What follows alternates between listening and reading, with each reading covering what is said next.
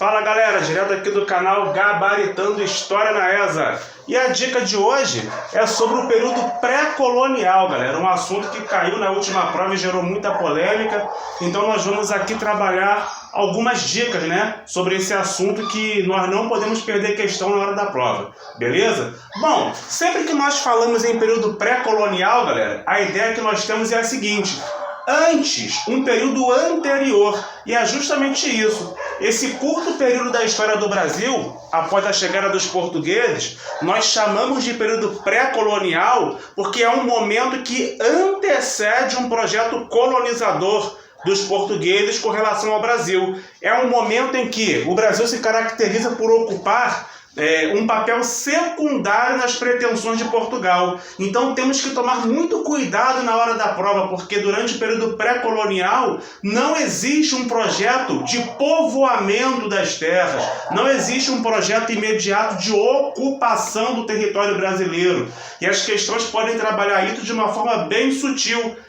E isso acaba levando muitos candidatos ao erro. Então é preciso fixar isso muito bem. O período pré-colonial se caracteriza por ausência de presença lusitana, ausência de um projeto de ocupação, de um projeto de povoamento das terras, de um projeto de ocupação, de colonização. Então nós já sabemos que o Brasil ocupou um papel secundário nas pretensões portuguesas. Como nós sabemos, a prioridade portuguesa eram as especiarias orientais. 2 anos antes, em 1498, Vasco da Gama tinha acabado de encontrar uma rota alternativa para o Oriente, que deu muito lucro a Portugal. Só a primeira viagem rendeu um lucro de 6.000% aos portugueses. Então não era interessante para a coroa portuguesa parar para desenvolver um projeto de colonização para o Brasil. Porque para você colonizar um território, isso custa tempo e dinheiro. E os portugueses naquele momento queriam ganhar dinheiro.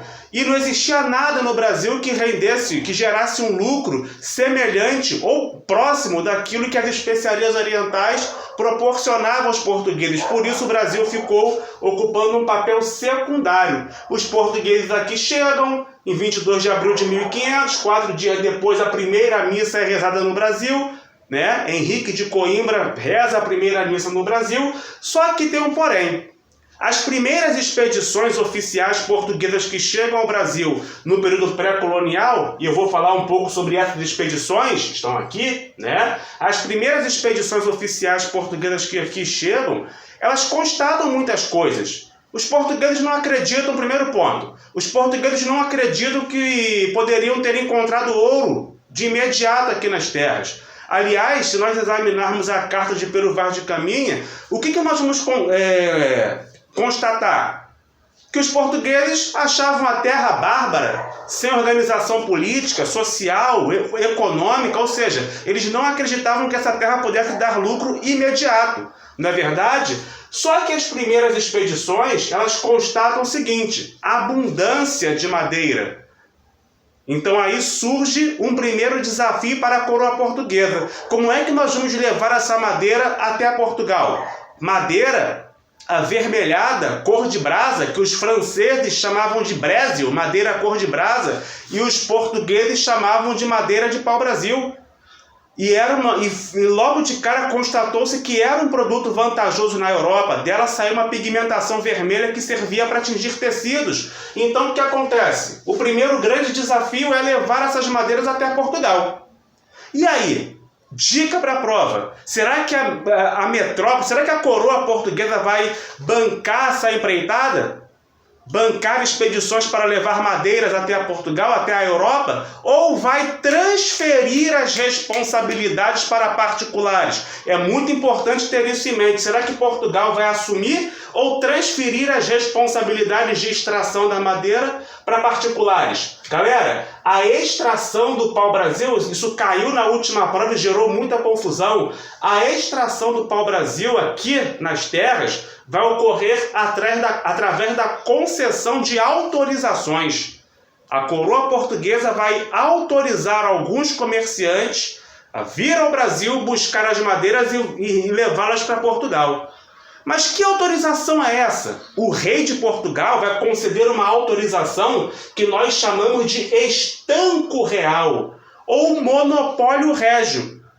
a coroa portuguesa vai oferecer monopólios, o estanco, a alguns arrendatários portugueses para que eles venham ao Brasil buscar madeira. Então não é qualquer um que chega, tem que ter autorização, tem que ter o estanco. E foi justamente o que causou confusão na hora da prova. Por parte do governo, lembram da questão? O governo metropolitano, no caso Portugal, vem para o Brasil buscar madeira ou concede autorizações? Concede autorizações, concede o estanco real. Então, galera, como que a extração de pau-brasil vai ocorrer aqui? A coroa portuguesa escolhe alguns comerciantes portugueses, alguns arrendatários portugueses, concede a eles um monopólio régio ou um estanco real ou simplesmente uma autorização para que ele venha ao Brasil praticar escambo com os nativos.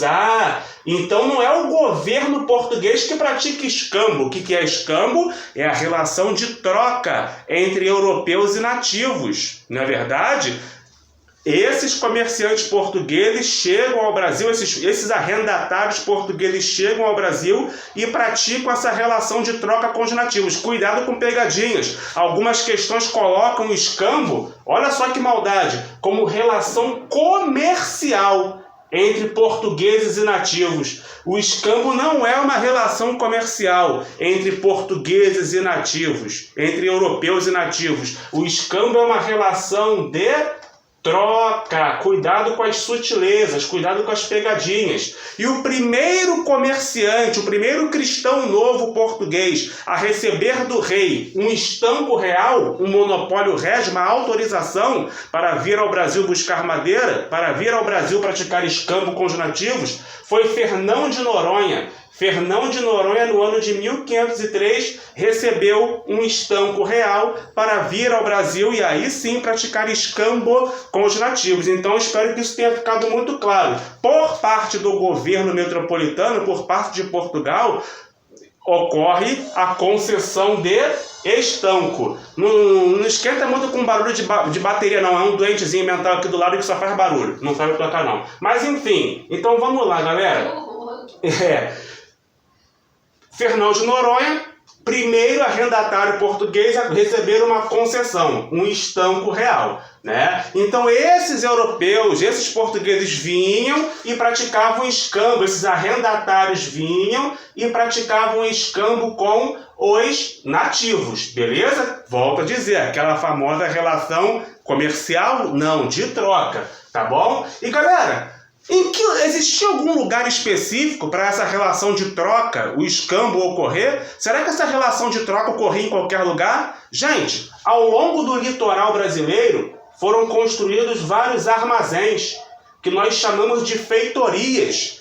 Muitos consideram feitorias entrepostos comerciais. Então esses armazéns foram construídos ao longo do litoral brasileiro, que nós chamamos de feitorias, e era justamente dentro das feitorias que ocorria a prática de escambo, a relação de trocas.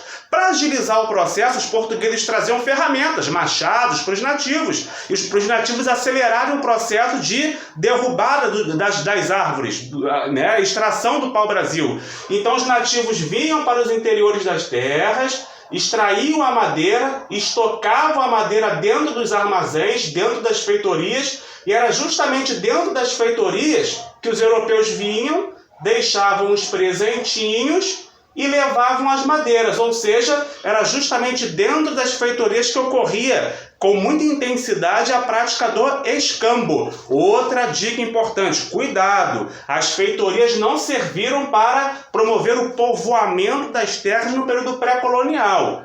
Tá? Era muito temporário, era muito rápido. Os europeus chegavam, buscavam as madeiras, deixavam o presentinho e iam embora, porque pode ter alguma questão que tentem fazer vocês acreditarem que foi através das feitorias que os portugueses povoaram o Brasil durante o período pré-colonial. Opa, 1500 a 1530. Tem projeto de povoar. Os portugueses povoaram a terra de imediato? Não existe esse projeto de colonização, de ocupação imediata. Toma cuidado com isso. Então eram dentro das feitorias que ocorriam a prática de escambo, mas as feitorias não serviram para prender os portugueses à terra no período pré-colonial. Começa por aí. Tá? E quais foram as expedições, as primeiras expedições oficiais? Isso já foi questão de ESA, algumas vezes. Quais são essas expedições que chegam no Brasil durante o período pré-colonial? A primeira expedição oficial chega em 1501, liderada por Gaspar de Lemos. A segunda expedição oficial chega em 1503, liderada por Gonçalo Coelho. Dica de prova. Essas expedições chegaram para iniciar o projeto colonizador português no Brasil? Não! Essas duas primeiras expedições são expedições de reconhecimento territorial. São expedições exploradoras, as questões chamam assim também. Cuidado, porque as questões podem insinuar que foram expedições que chegaram para povoar. Vocês já sabem que entre 1500 e 1530 não existe esse projeto, não existe. As expedições Gaspar de Lemos e Gonçalo Coelho são expedições exploradoras, de reconhecimento territorial. Elas constatam a abundância de madeira, por exemplo. Beleza? Só que naquele momento existia uma grande dor de cabeça para os portugueses, invasões estrangeiras. Como não existia um projeto colonizador, o Brasil ficava muito vulnerável a invasões estrangeiras. Muitos invadiam o Brasil, principalmente os franceses. Os franceses, como nós sabemos, nunca aceitaram o Tratado de Tordesilhas que dividia a América só entre Portugal e Espanha. Por isso promoviam constantes invasões ao litoral brasileiro. Aí, para tentar acabar com essas invasões estrangeiras, a coroa portuguesa envia ao Brasil as famosas expedições guarda-costeiras, ou simplesmente expedições guarda-costas. As expedições guarda-costas vieram para iniciar a colonização do Brasil? Não, elas são expedições militares, chegam com o único objetivo de tentar impedir as invasões estrangeiras, tentar conter os invasores. Elas são expedições militares que chegam ao Brasil entre 1516 e 1529. As expedições guarda-costas são lideradas por Cristóvão Jacques. Só que as expedições guarda-costas vão se mostrar ineficazes, no objetivo de tentar expulsar ou conter os invasores. Aí, a partir de 1529, 1530, acende uma luzinha em Portugal. Opa!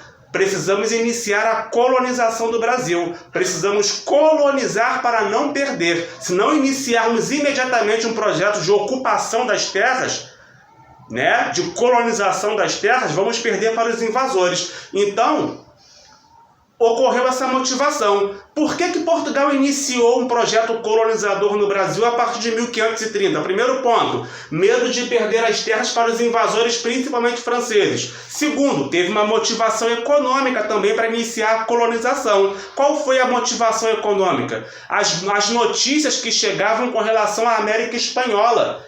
Tinha ouro no México, prata no Peru. Então lá em Portugal eles pensaram, vamos colonizar o Brasil, vai que a gente encontra metais preciosos também. Então a partir de 1530 o Brasil começa a ser colonizado por essas duas situações, por esses dois motivos. E a nossa próxima dica vai ser justamente essa, o início do processo de colonização do Brasil. Valeu, galera, forte abraço!